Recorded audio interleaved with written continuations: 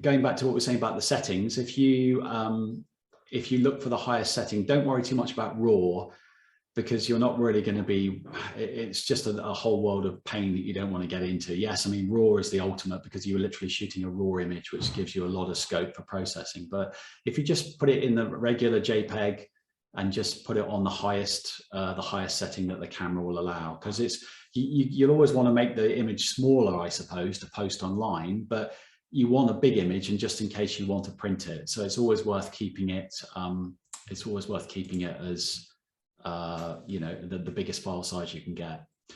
So the other thing is, what are we using the images for? So are you going to use the image for, are you going to post it? Is it just to show somebody? Is it just to look good? Is it a wow picture? Or is it you actually want to analyze it? So all of these are factors again as well. So this software is very good at cleaning up irises, you know, for taking out all the imperfections and making it look great, which is fine if you're going to just post it as an image to say, here's an example of an iris, and you know, this is what we're doing. But if you're working with somebody, obviously you don't want to start removing structure, because the whole point is you're trying to interpret what's there. So that's another factor, is what are you actually going to do with this software?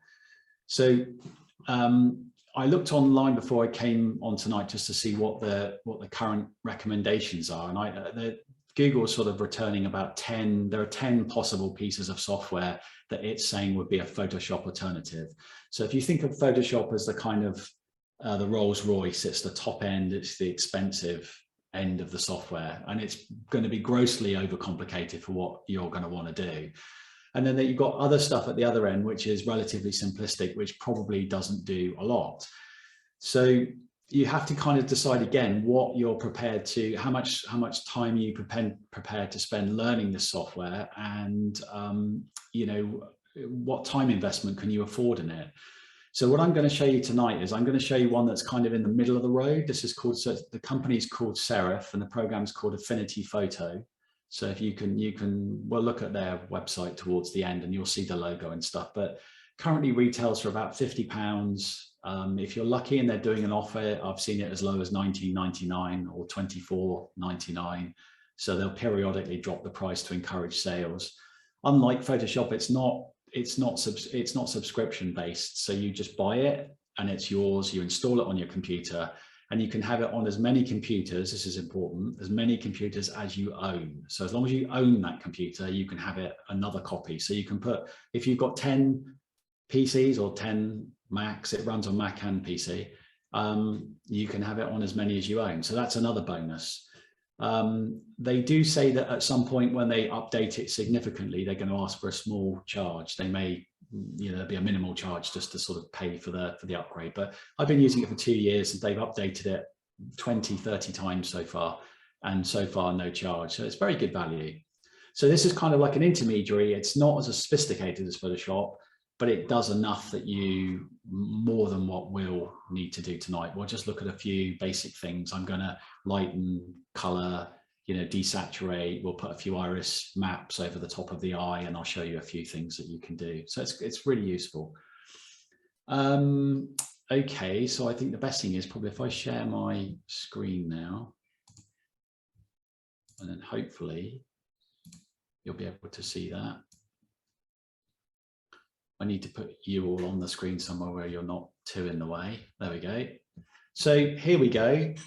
So this is shot with I've tried to pick really like what I call sort of duff images, like the images where I didn't do very well. I didn't do a very good job, but I was struggling to find really bad ones. But I mean, you know, there are really bad iris pictures out there. This is not a great one because it's not terribly clear, but there are things that we can do to this to improve on it, try and make it a little bit more usable for the work that we're doing. So can everybody see that all right? Is that relatively clear? Okay. So, I mean, I'll be sort of zooming in and zooming out as we go. For some reason, that's not doing that. Let's have a look. How about that? There we go. So I'll be kind of zooming in, zooming out, doing stuff. Now, I'm going to use a load of keyboard shortcuts on here purely because I've got so used to using this for keyboard shortcuts. For me to start finding stuff on the menus is really awkward. I've got to think where it is. Now, the important thing is this is not really a tutorial to learn how to use this software. It's to show you what it can do. And there is a recording, so you can go back and look and see what I've done later. But what I would encourage everyone to do is, if you think this is for you, go onto YouTube and put in Affinity Photo, and they've got literally hundreds of videos that show you every aspect of what you can do in here. It's a bit of a wolf in sheep's clothing, really. It looks like it's maybe not too sophisticated, but it can actually do a lot. It is really professional grade software, but it's pitched at like a semi-amateur, semi-professional market. So it's a good mid-range product. Okay, so let's have a quick look. So what have we got going on here? So we've got, like most of these, they've designed this to make it look like Photoshop. So if any of you have used Photoshop or you're familiar with those layouts, it's very similar. We've got a toolbox over here, or a toolbar. So these are all the tools that you commonly would use. You can change all these out. You can change the order. You can change how you stack them. So you can really make it customizable for what would suit your criteria. And on the other side, we have all our panels. I mean, it looks complicated, don't worry. We've got lots of things in here. There's a history, effects, loads and loads of things. If you want to put text on there, layers, it's just like Photoshop. We can do a lot. I mean, probably most of these you'll not even need to use. But obviously, we're going to look at a few of them tonight as we go through, just to see the basic stuff. And again, it's fully customizable, so you can set this up exactly how you want it. And, so every time you open it up, all your favorite tools are to hand and ready to go. So if I was looking at this, the first thing I would do is, when I look at this image, is just to see what's going on. I mean, how good did I do with it? Well, it's okay. I mean, I can see a little bit of structure in there. It's not highly detailed. We're going to see if we can improve on that. It's a little bit blurry down here, but that's normal, isn't it? Because we're shooting a curved surface, so you're going to get drop off. You have to, the depth of field is really critical on iris pictures. So the first thing I'd probably do with this is decide what I'm going to do with it. I mean, probably this one. Let's say that I actually wanted to read this, because brown eyes are always tricky for us because of the density of the pigment. It's difficult for us to see detail. So, what we really need to do is sort of lighten this up in some way that we can sort of see stuff in more detail. So we're not worried that the brown isn't going to be perhaps as it would be if we looked at the eye, but what we're interested in is seeing structure and detail. So to do that, we're going to have to artificially lighten it a little bit.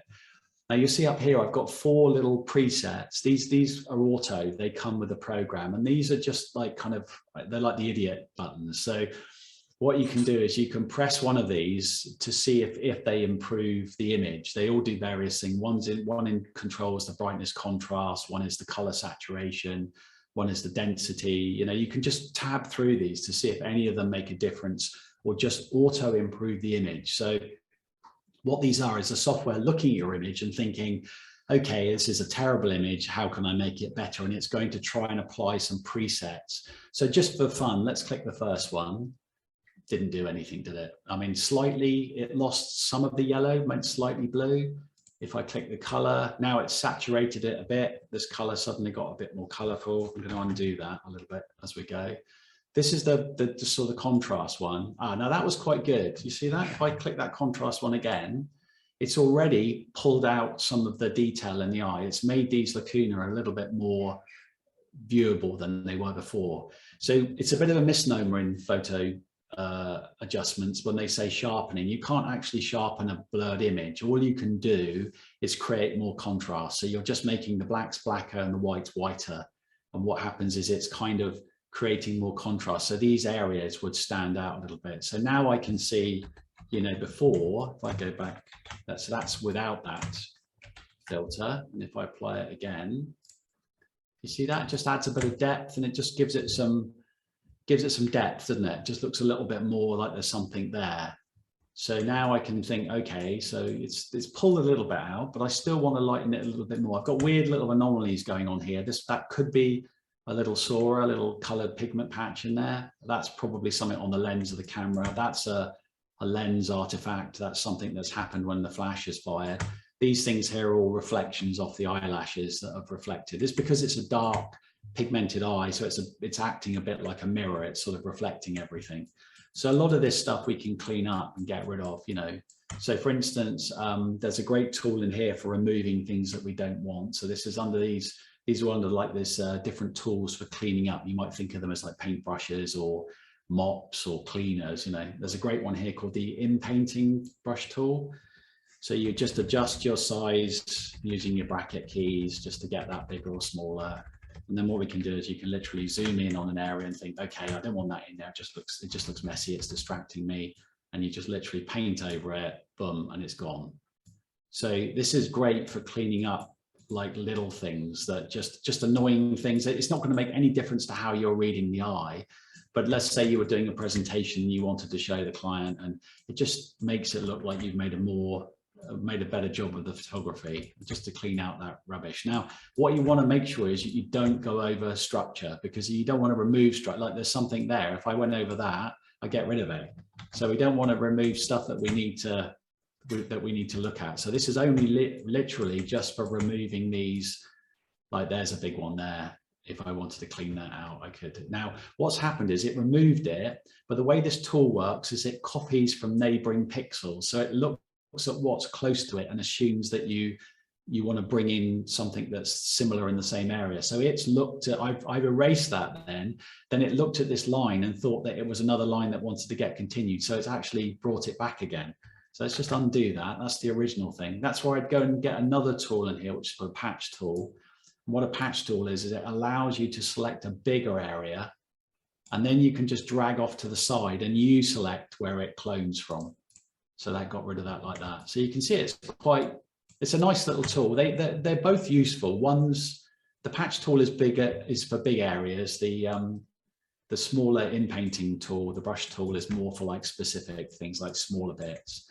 So that's something you can do, you know, if you just want to clean up. And this is another area we tend to get a lot of reflection and stuff in here, because this is where well, on my camera, this is where all the lights tend to focus. So again, I would probably get the patch tool in there.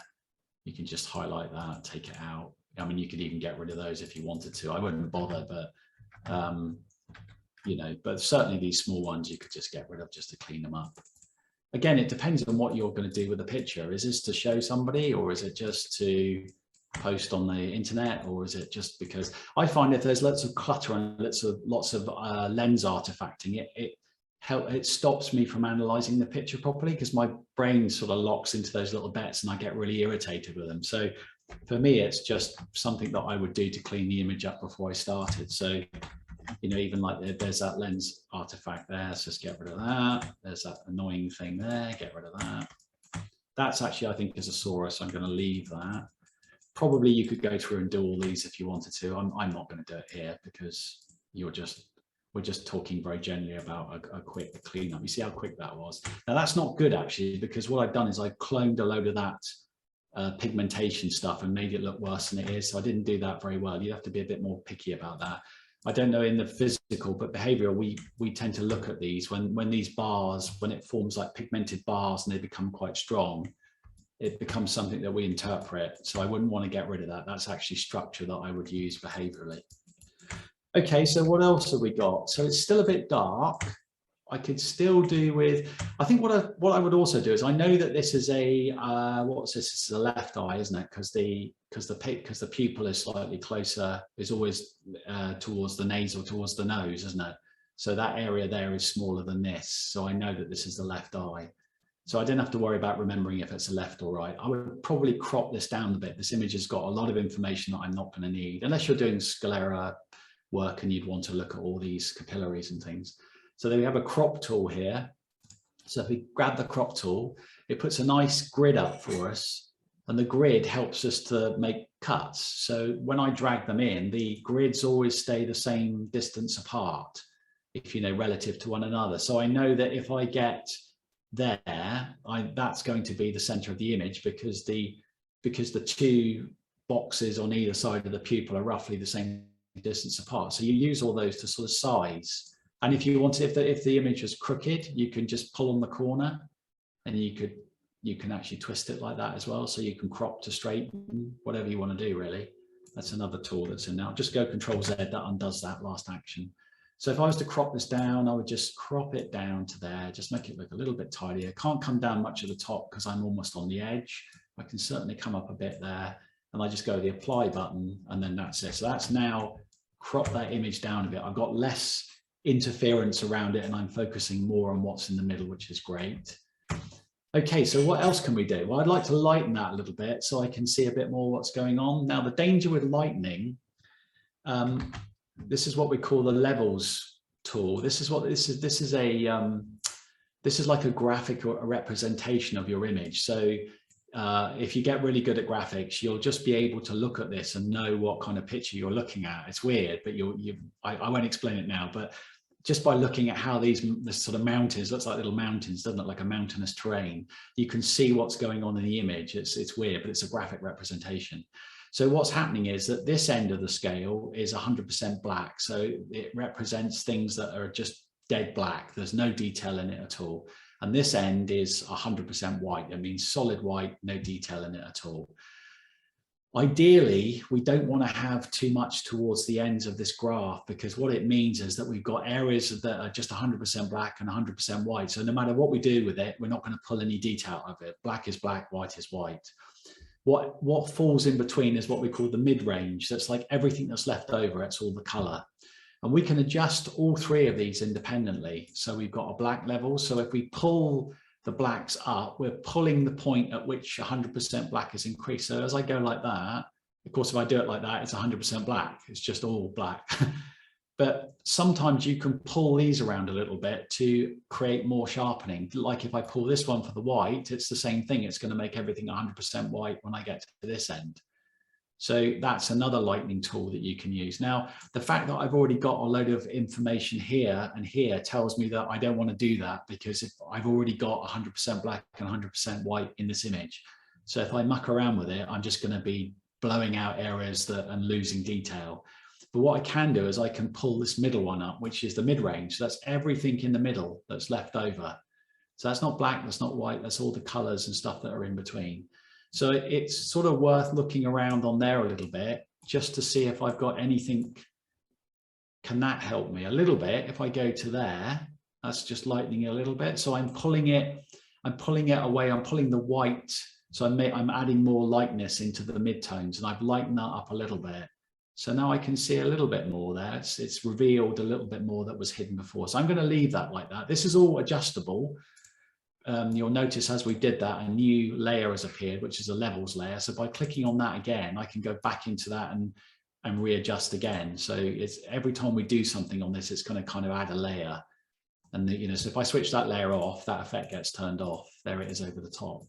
So it's a good way to see where you've come as well. So that's another good thing you can do. I'm still not happy with that. I still think we can do better. So I'm going to go and get this tool here. You see there's a little like a flame over here. This is a burn brush, and this one's called a dodge. So these are kind of tools that mimic what we used to do in photography years ago. If you were lightening or darkening, you burn an image or you dodge an image. So if you want to make the image, if you dodge it, it's lighter, burn it, it gets darker. So all these two tools is literally one lightens, one darkens, and we can set up on the flow how much it does that. I'm going to leave it set to about 20. Actually, I'll turn it up a little bit. I'll go up to, I think I'll give that a 30%. So it's a little bit more. I have to make sure that I'm on the right layer. This is my base layer. So now if you see when I brush over that, can you see how it's lightening it? What it's doing is it's just lifting the color more, but I'm not destroying anything around it. I'm only lightening where the brush is going. Of course, if I keep doing that, it'll get too light. That's sort of, we're losing too much there, but that's not bad. Now it's kind of pulled out a lot of information that I can see now on the, if I go in here around that A&W, I can see stuff, more stuff coming out. I could even just go over that once more around there.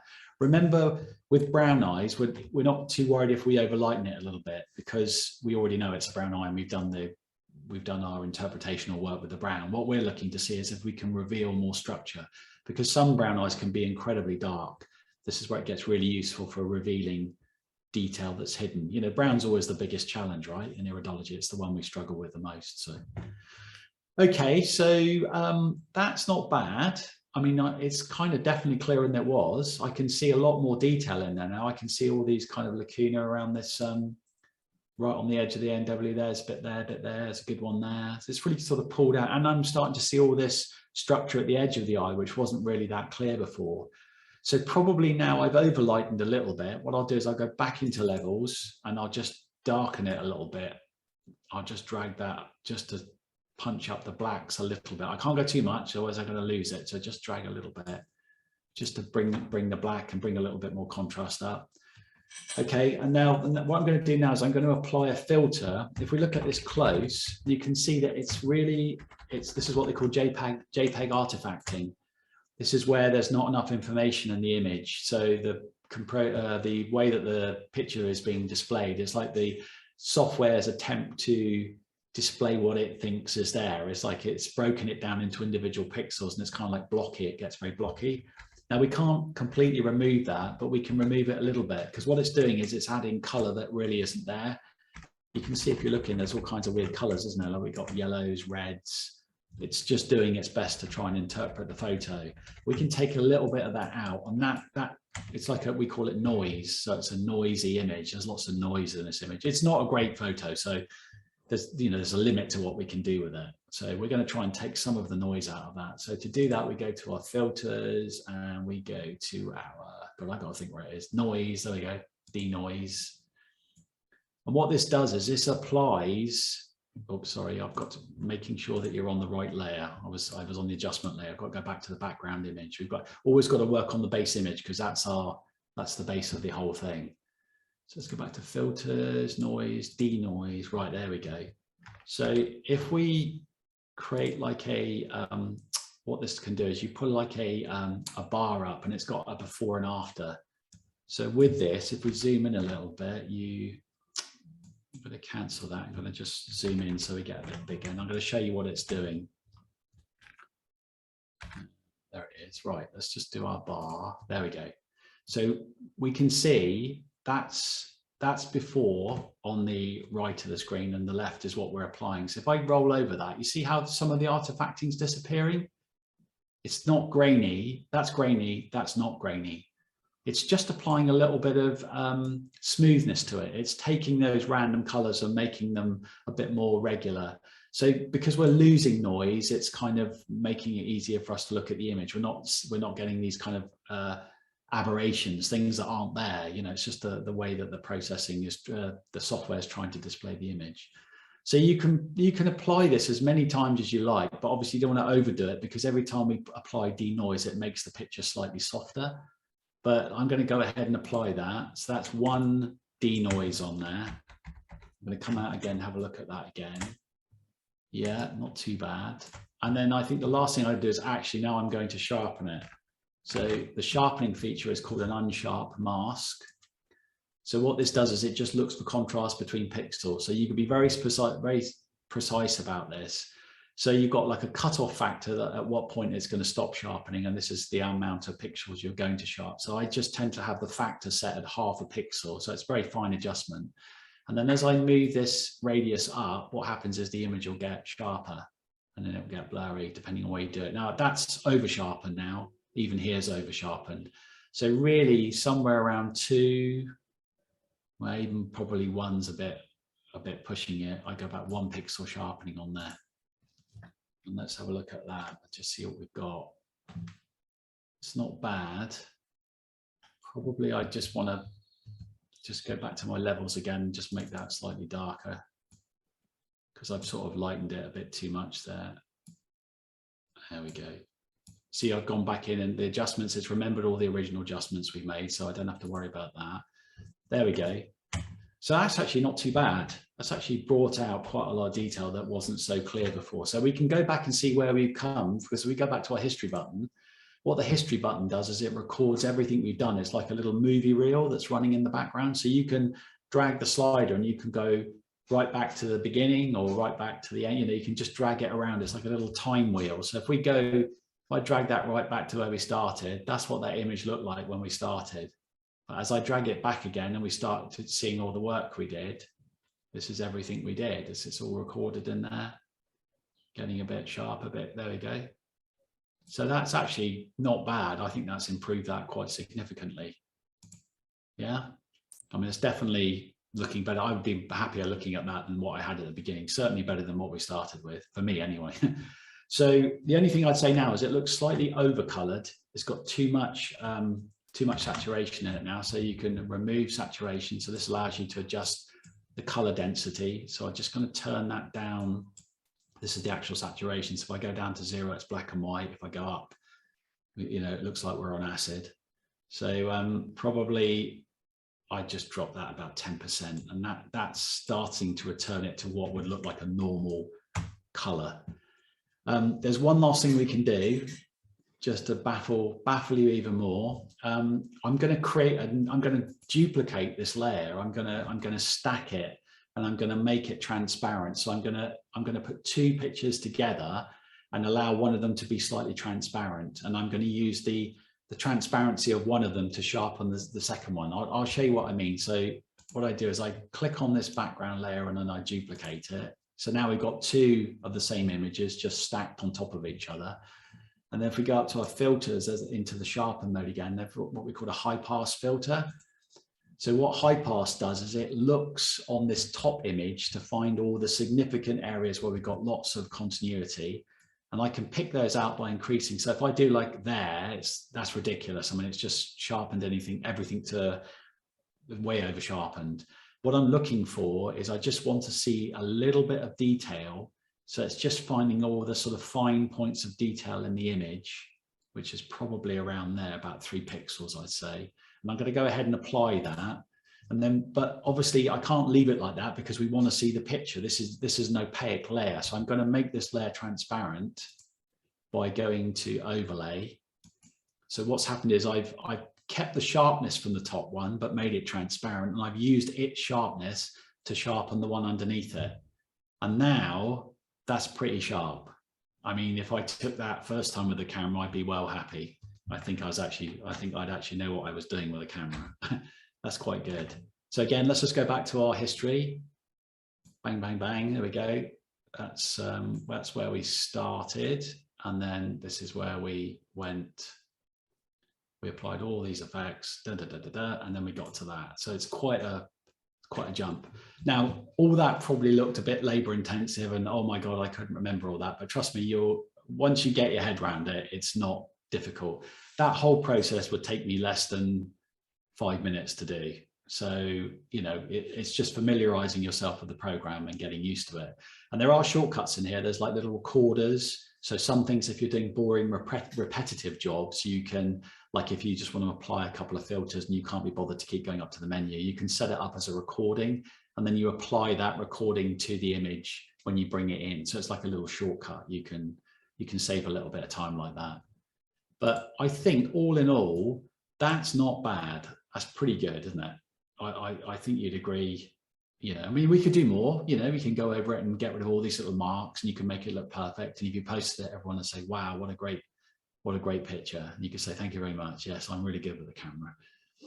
Okay, so what we'll do now, the final thing is, because people ask about putting iris images over the top, because of course that's what we're really interested in, isn't it? You know, we're looking at analysis. So I don't typically put the iris image over the iris map over the top too much, because I'm not really having to use that so much. I mean, I kind of know where all the positions are, but if you wanted to do that to illustrate, it can be a bit tedious. You know, there's lots of ways of doing that. This program allows you to do it in a really easy way. So what I'm going to do is I'm going to open an iris. I'm going to open this one. So let me just open this one first. Everyone knows this is the Bernard Jensen map. I know a lot of people use it. That's why I just use it for demos, because everybody knows this map. So if we just go and put that over the top of our image, it's going to cause problems because it's got lots of color in it. So what we really need to do is any iris map that you're going to use, it can be whatever you know, whether you like Lan or you like Lindlar or you like Peter Jackson Main or whoever's map you like the best and you want to use it. You need a black and white image of that map. Now, some of them they may have colored, but that's not a problem. As long as we can get it to black and white, we can work with it. So all you do is just literally open the JPEG of the image inside the software, and then you go to the adjustment layers, and there's a black and white setting in there, and just click on default black and white, and it will basically turn that image into a black and white, and that we can use. That's going to be exactly what we want. I know it's kind of blocked out in gray, but I'll show you in a minute when we put it over the iris map how that works. So that's all I've done. I don't have to cut out anything or trim or get rid of the background or save it as a PNG or just a JPEG. It's just an ordinary JPEG with a white background. Okay. So just get your favorite iris map, a nice good quality one, so it looks really neat, and just turn it into a black and white image. Now, in our picture, we've only got the one eye to do. So we don't need both of these. We don't need a left and a right. So I'm just going to close this one out because I've already got one that I've cropped. So if you want to crop this, you just grab the crop tool and just drag it to there and crop it. That's it. And then you've just got the one map. But we don't actually need this. So I'm going to close that out. Now what I'm going to do is I'm going to place, what was it? It was a left eye, wasn't it? I'm going to place this left one that I've already cut out over the top of this image. Okay. So if we go back to our layers, you can see now we've got our background image, which was our master. We've got that translucent one that we did all the work on. We've got those two, we've got those various adjustment layers that we put on top, and then we've got our JPEG right on the top. So with the JPEG selected, I'm just going to resize that by getting the arrow tool, moving it around. You just hold the shift control down on the corners, and then that allows you to constrain it. And then it's just a little bit of a job to make it roughly the right size to fit over the eye. So like that. But I expect you're all going, oh my God, but I can't see the eye. So this is the magic part. So inside this layer here, we have lots of different ways that we can display. These are called blend layers. So what we're going to do is we're going to apply a blend to this layer. We're going to tell it that we want to knock out all the white and have it transparent. Okay, so all we do is we just go to multiply. And that's it, done.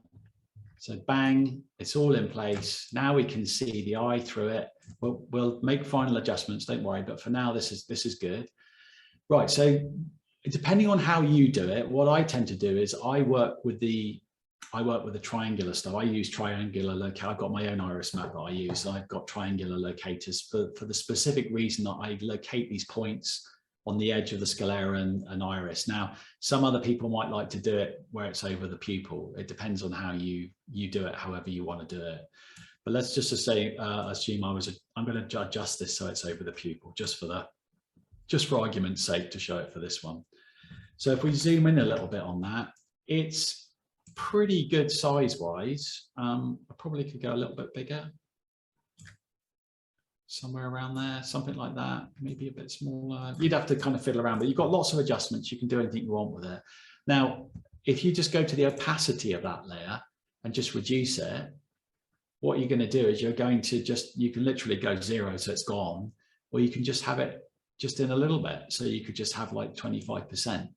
So with 25% showing, it's enough for me to look in, see where the lacuna are, and I can actually see the area that's relating to it as well. So it's very versatile, very usable. You can use any iris map as long as you can make it a black and white and just put it over the top and apply that blend layer. It's going to make it really easy. So that's like really cool. You know, it's a really nice feature. Now you see what I did there? I grabbed the wrong layer. You can actually lock these layers. So by highlighting them like that, holding the shift key down, just hit the lock. I can lock all those layers. So it just means I can't inadvertently move anything by mistake. This one's being moved because I haven't locked the top layer, but you can lock all the layers and stuff like that. And then finally, what I would do is you would just save this out. You would save it as a .af photo. So AF photo is the native file for this program. So when you save as an AF photo, it preserves all these layers. You don't want to lose the layers because that's all your work. So if you export it in its native file format, you don't lose any of the work you've done. So when I open up again, this will all be saved and there. So you have to make sure you don't lose that. Now you can just export this as a JPEG if you want. You can just just export it. Here's all the file formats. You can have a PNG, JPEG, GIF, TIFF, PSD, PDF. I mean, it's like hundreds of things. Basically every file format known to mankind. So you decide how you want to export it, but just remember, if you save it as a JPEG, all the layers will be flattened. You'll lose all those things. So I tend to save them in their native file format. That's the AF photo. Okay, so what else have we got?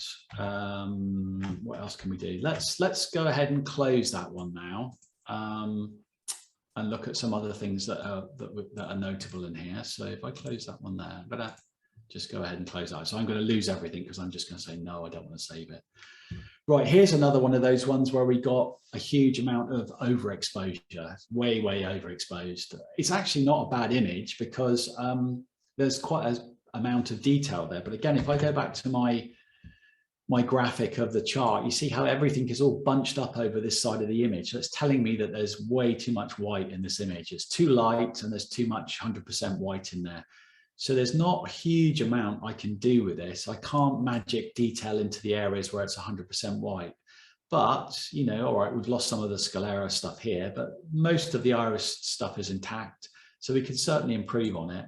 So remember, the first thing we do is we check the idiot boxes. Always check the idiot boxes first. You might save yourself a load of work. So it's always worth a go. So let's press that one. No, that didn't do anything. Let's try that control contrast. Oh, sorry, you have to always make sure you're on the background layer. That was my mistake, sorry. Always go back to background layer. So click on there. So it did do something. So the first one created it kind of punched up the mid-range. So it's a bit unrealistic, but it did an interesting job, but not good enough that I'd want to use it. So I'm going to go Control-Z and undo that. Let's try the contrast. That's much better. Contrast, the auto contrast did a quite good job. It actually brought it back into a range, which I would say was quite acceptable. So I would probably keep that. That's a good start. And you see how easy that was. Just one click and it was done. It can work. Sometimes, you know, 5 out of 10 images, you'll get it right with one click. Other ones, it's going to take you 150 clicks. So it just depends on how good the image is. So I still think there's stuff we can do with that. I won't go for the color one because I know it's already oversaturated. This is already too red, so I won't do that. I'll just press this last one, the blue. No, didn't do anything. It's not done anything on the color balance. So that's as good as we're going to get it with auto contrast. So I'll go back to I've got an extra levels in there for some reason. I don't want that. I'll go back into my levels. Just see if there's anything. If I pull around the mid-range, what can I do? Yeah, actually, by doing that, I'm actually getting that a little bit better. I don't want too much. That's too overshot. That's too much contrast. But just a little bit has improved that. So I'm going to go ahead, and I can't do anything with the white. I can't do anything with the black because they're already overrepresented. So I'm just going to save that. So I've got my background image and I've got that levels that I've applied. Now I can go back in and think, okay, well, it's lots of stuff on this. We've got lots of, couldn't determine whether I think that actually might be there. They might be pigment. These are definitely pigment patches, but these look more like maybe dirt on the lens. It looks a bit dirty all over. It's not great. So we go back and get our in-painting tool, make the brush a bit bigger, make sure I'm on the right layer. That's my biggest thing. I always forget to make sure I'm on the background layer. So just brush over those to get rid of that, clean it up a little bit. Yeah, I suppose you could take that out if you wanted to, just to make it look a bit cleaner. You'd have to decide whether these are just dirt on the lens or it's actually there. I think that looks like it's something on the camera to me because it's too pixelated. That's definitely a pigment patch. That might be camera. That might be camera. That could be camera. That also like this. Not much I can do up here really because this is actually 100% white. I've lost it. I mean, I could get the burn tool, which is the opposite to the dodge, and just darken it a little bit. I could brush over that to see if I can bring anything back, but it's just making it look a bit unrealistic now. In fact, there's not much I can really do with that. I mean, I could brush around the outside of the eye just to see if I can bring any detail back, but it's 100% white, so there's not much I can do with it. And finally, I just go back and desaturate because that's way too blue. Nobody's got an eye that blue. So just take that back to a range that would probably be about a normal, that's a possible natural color. And there we go. That's about, I mean, it's totally adequate to do an analysis on it. There's plenty of structure. It's just we've lost a lot of the sclera, it's blown out. But if you go back to our history and see what we started with, which was that, it's a big difference, isn't it? I mean, if you took that, you go, yuck. but that you think, that's okay. It's not bad. You could live with that. And again, if you wanted to crop it down, you could just crop it a little bit, just clean it up, take out unnecessary, just take out unnecessary stuff. There we go. And again, you could do that filter, that denoising, that would try and take out some of the artifacting. And I think overall, it's not bad. I could certainly work with it. I mean, look, you can even see all these little filaments here with the blood vessels in them. It's quite a good image. It's just basically it was taken on too high. There was too much.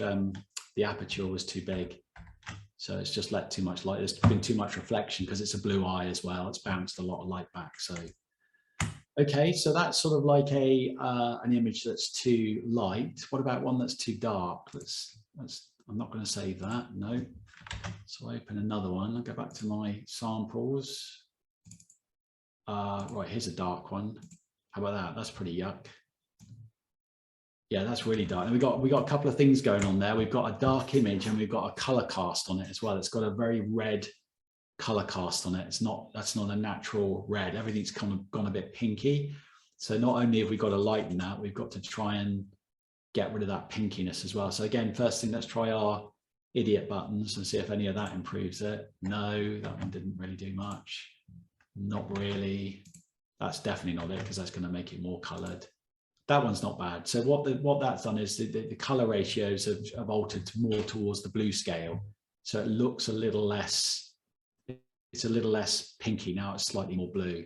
So we know that actually made a big difference. So if we go back into our adjustment layers, we've actually got a manual white balance in here, which adjusts the way that the colors are distributed in the image. So by dragging the slider around, I can sort of drag it, and that's going to make it a bit yellowy. It's going to be more blue.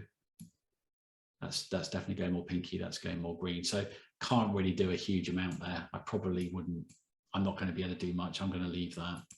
So we're kind of a little bit snookered on this one. There's not a lot we can do, but we can certainly make it lighter.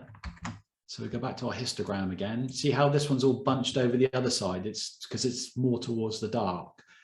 So we can come up a little bit with the black because there's a gap there. So we can actually, that allows us to darken, which is okay. You know, we want areas of detail to get darkened, but you can see that the light spikes here are we've got some white, 100% white. It's probably these spots that are 100% white because they're so white in this image. So I'm not going to worry about those. So I'm going to pull and just sharpen past increase the lightness to about there. See, I've got there's like a little niche down there at the bottom. It just means that I'm losing detail because I'm dragging it into the white area. But if I make it about there, somewhere just nibble into that color, that's not bad.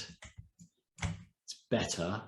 I'll crop that down because we've got some weird cropping thing going on there. So I'll just crop that to the edge a bit. Just tidy that up top and bottom. That just makes it a bit nicer to look at. And then probably I would get my desaturation. There's too much color going on. See how red this is down here? Just desaturate that so it looks more like a normal, it's kind of like a normal color there. So I went down 23%, it was quite a lot. It was really oversaturated, that image. And then probably the last thing, I can go in and do a little bit of cleanup. This is all artifacting. So probably the brush tool for this, you just click on it, make sure you're on the right layer, which I always do wrong. There we go. Just click on those areas, get rid of those. It's not a great image. I mean, this is like, it's really pixelated. It's probably shot in low res, and it's just not good. It was shot in a very low resolution. I can see because it's so pixelated. Even things like this, you can get rid of the modeling light just to tidy it up. You know, things like that, just so it looks kind of presentable. Even these little bits down here, if you want to be picky and it's for a photo post or something, you want it to look perfect. And again, if we applied that denoising filter on there, that'll take some of that artifacting out again. So I'm just leaving it on the presets to apply. So if we stand back and see where we are. So that's kind of where we are with it at the moment. Let's go back into our history layer and we'll drag it back to where it was. So that's what we started with. There we go, lightening it, sharpening it. You can see as I drag, this is all, we can reapply everything we've done. Yeah, I mean, that's not bad. that's reasonable. I think that's reasonable. It's a definite improvement. I could mess around with it a lot more and fiddle around, you know. Probably if I was going to do this myself now, I would get the dodge tool, which is that lightning tool, and I would just brush over some of those areas and just lighten them up a bit. It still looks a bit dark to me if you just do that manually. I mean, I'm not even trying to take care really. I'm just, if you just wanted to bring out more detail. It's not a great image. There's not a huge amount I can do. I'd really struggle to get rid of that color cast completely. I'd have to do some serious fiddling with it, but just as a sort of, okay, I think that's all right. I could definitely work with those. They're definitely good enough to work with. I don't know if I'd want to post them. I don't think they're good enough for that. But there you go. So that's kind of, we've reached that's about our 50 minutes. We'll stop and do some Q&A. I'll just say that, you know, I was doing a lot of stuff there and I know where everything is. So it probably looked a bit sort of, oh my God, it's a bit overwhelming. But once you get to know where things are and once you've gone through the step-by-steps, you know, watched a few basic training videos and you've just done that, it's not hugely complicated. I mean, if you think about any piece of software, if you'd never used Word before, or if you'd never used Publisher, or if you'd never used Outlook Express or something, I mean, they'd probably all be equally as complicated. This is the same. You'll take a little bit of practice to get it. But it's a highly useful tool because your whole presentation is going to be upped. You know, when you're posting stuff, people are going to get really blown away by how good your images are. And the biggest advantage is you can actually see lots of detail. And if you wanted to apply maps over the top, it makes it really good for analysis. You know, it improves your ability to look in detail and kind of make more of a detailed assessment. I mean, I almost rely completely on the iris photos now. I very rarely use the old light and loop and have a look. I mean, I might just have a quick look if I'm not sure about something, but I tend to rely on the camera because it's so good, isn't it? We've got such a nice big image of what we're looking at. And look, I forgot on this one, I didn't even apply the sharpening filter. There we go. So if we'd applied a bit more of a sharpening filter to it, it would have looked even sharper. Okay, so let's we can all unmute now and you can all breathe a sigh of relief, it's over. So if you've got any questions or fire away. How long would it take you to learn some of this stuff, would you say? To do what I did tonight, you mean? Sorry. Yeah. I've been using Photoshop for a long time, so I'm kind of got a graphics background, so it's kind of, yeah, I mean, you can't negate that. That's obviously training for me. But if you're coming to this cold, yeah, a lot of this tonight was probably fairly sophisticated, but I don't think it's not. You can learn it. There are lots and lots of training videos. Affinity have their own channel. And they literally have hundreds and hundreds of videos, and it covers the most obscure things, whether you're doing astrophotography or brightening images, so you'll find something on there that's close to what you want to do. And, you know, repetitive use, I try and use it. The trick with these programs is to switch them on at least once a day and just open a file and close a file. Just get used to looking at that interface and where things are. I think within a few 3 or 4 weeks of fiddling around, you'd definitely be able to do. I mean, look, everyone can open an image and press one of the idiot buttons. I mean, that's like really easy, isn't it? So if you can't do that, then really, I guess you shouldn't even be tuning in tonight. So I have faith that all of you could definitely do this. It's just, you know, your skill will come with practice.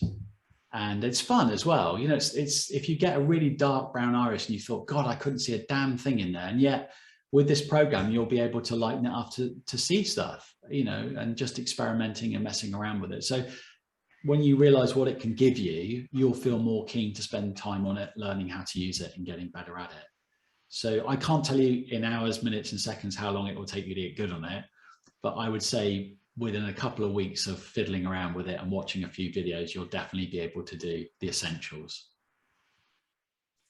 And is this working on whether it's an iPhoto, you know, done with your camera on the iPhone, or doesn't matter what the source is, it can be from anywhere, just iriscopes, anything. Yeah, you just remember to save it out as the highest. You want to go into the settings and make sure you're taking it in the highest possible resolution that camera will allow. So always shoot the highest res possible, because, you know, people tend to pick the low stuff because they think, oh, I can only have 100 pictures at, you know, 30 megs or something, but I can have 10 million pictures on here if they're like 4 kilobytes, but those pictures will be so bad, you won't be able to do anything with them. So it's always better to shoot high quality images and then just store them on a memory stick somewhere, you know, accumulate them like that. If they're taking up space on your phone, you can, or you could export them to your Gmail account and save them on Google Drive or whatever, but just shoot in the highest res possible. I mean, these images here are shot on a good quality camera, but they were shot low res, and you can see why they aren't great. I mean, if I go into some, like for instance, if I open, if I go to, like say, here's one that's that's actually got a color cast in it. Now I know the one I wanted to show you, this one, is because how well these idiot buttons will correct. So here's one with another pinky kind of reddish color cast. If I just hit this button once, it's perfect. So job done. So there you go. So I mean, that's one of those occasions where it worked really well, but that's actually a pretty high res image. If I just apply a little bit of unsharp mask to that, just desaturate it, it's slightly oversaturated, and if I just apply a denoising filter to soften it, that's actually quite a damn good image. I mean, you know, you can see quite a lot of detail in there. That's probably like a 15 meg or 12 meg file. I mean, my camera will shoot up to about 30 megs. But yeah, just shoot in the highest res that you've got. So whether it's a camera, even the video things, any of them, whatever you've got, you'll be able to improve it. But just remember, you can't make a turkey look good. I mean, if it's a terrible image, it's blurred, and you can't see it, doesn't matter how much work you do with it and hear it, it's not going to improve it. But you can make a reasonable image look much better. You can sharpen it, you can clean it up, you can change the color balance if you know if the color's a bit off, and it just makes it much more usable. You can work with that image more. So does that answer the question? Yeah. So any more burning questions? You're all experts now. You all know all about it. That's it. We got it. Thanks. I mean, I think the important thing is that just don't lose faith, and you know, just give it a go. You've got, I mean, you can download this software for 10 days free trial. So if you hate it, it'll just expire after 10 days and you'll just uninstall it. So you can play around with it for 10 days and see how you get on. I should say I don't make any money from this at all. I'm not getting paid by Affinity to sell you software. So I'm just recommending it because having used a lot of these different softwares, this is definitely, I think, the best value for money.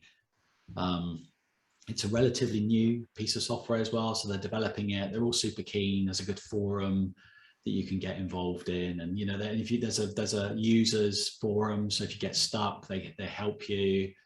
It's a young product, you know, they're still enthusiastic, they still want to do things with it, they're excited, so it's going places, it gets updated often. And if there's something in here you particularly would like to see, you can write to them and they can put it on their roadmap. So if it's a feature that, you know, that they think they want to put in there and you've suggested, who knows, they might end up putting it in there. If you said, oh, can you really do something that could do this? And, you know, if there's enough people that ask for it, it might get put in. There's been a lot added to this. It's updated 20 or 30 times since I've had it. And every time there's a new improvement, you know, they get something even better. And when they do updates, they'll do a video to show you what's changed. So you haven't got to go and try and find what's different. They'll say, in this version, we've done this, and in this version, we've done this. So it's quite good like that. Okay, so I guess that's it. So if nobody's got any more questions, we'll kind of wrap it all up. If you've got any questions, you can email me. So